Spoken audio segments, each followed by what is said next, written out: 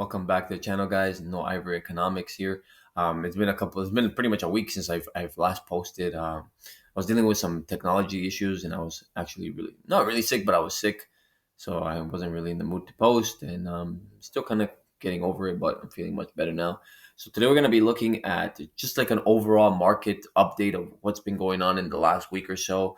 Um, yeah, so silver and gold have been hitting all-time highs after all-time highs. So silver hit a high of 117 bucks and change a couple days ago, if memory serves correctly. Yeah, 117 bucks. 117, almost 118 bucks, and gold hit 5,111 US dollars per ounce. So it's getting up there. It's getting really really high. And you know what? I was totally wrong.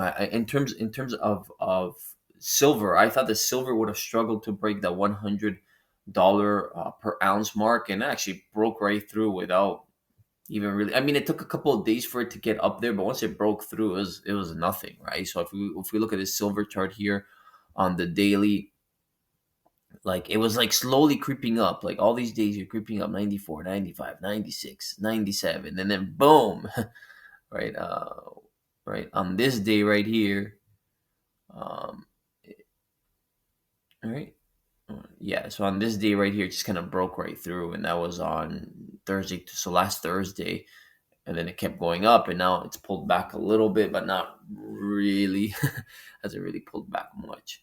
To me, it looks like it wants to continue at this point. It's getting really really crazy. If we look at and there's no divergences to be had. The potential for divergences, well, I guess maybe there might be a potential one for the day on the daily here, but like I mean, we don't know if it's gonna keep running, right? So there could be a potential for divergence here on the daily, but that's pretty much it.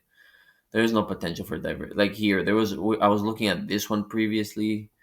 Um, yeah, yeah, there is no potential for divergence here either.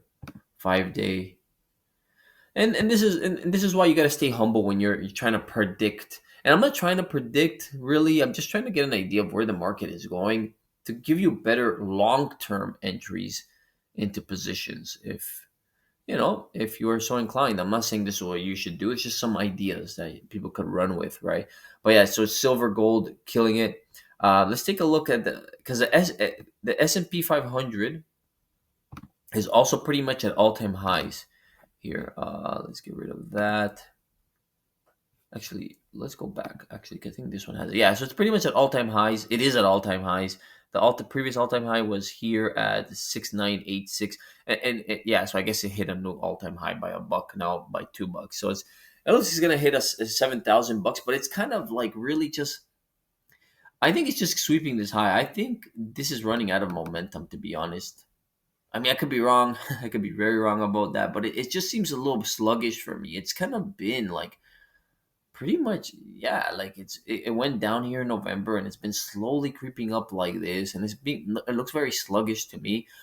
If you really look at it in terms of when you price it in gold, and I've pulled this chart out before. This was in silver as well. No, this is a gold silver ratio. Where is it?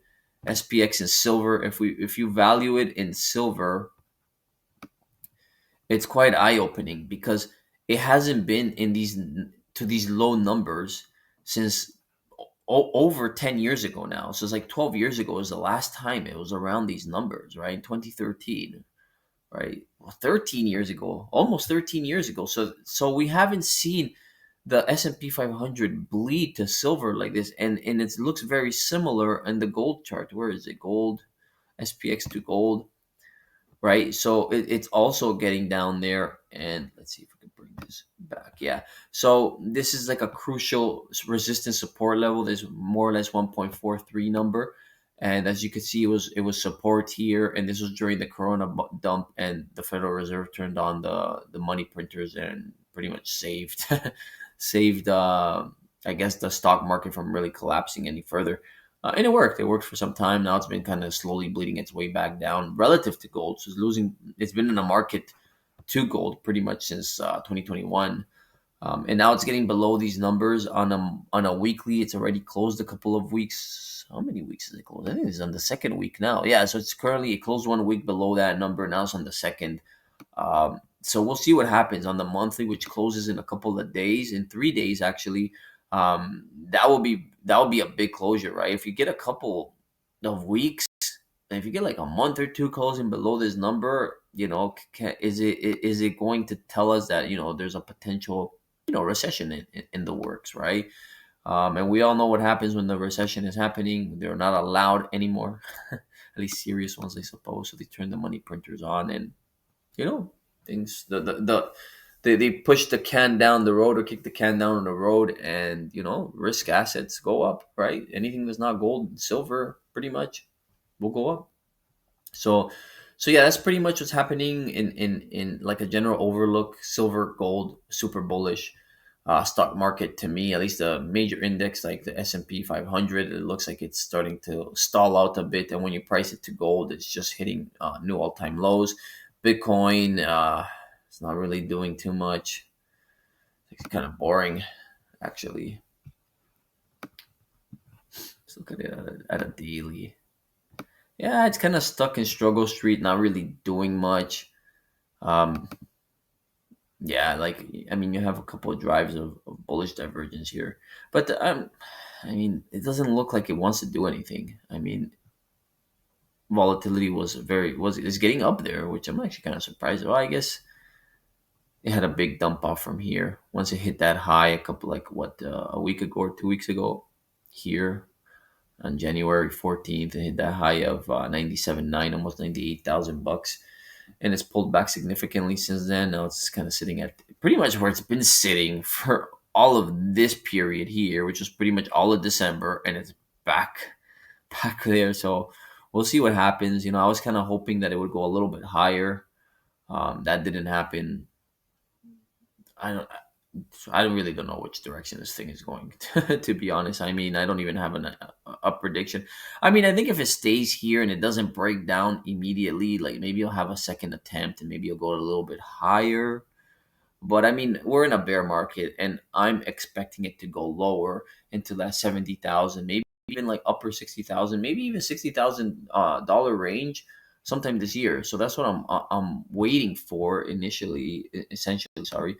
Um, I was really hoping that it would tag this 200-day simple moving average. It was very close. Right now, sitting at 98,520. So I think it'll be a lot easier for it to tag it at this point. And yeah, I like at some point it's going to revisit that moving average, right? Just the question is, when is it, now or later?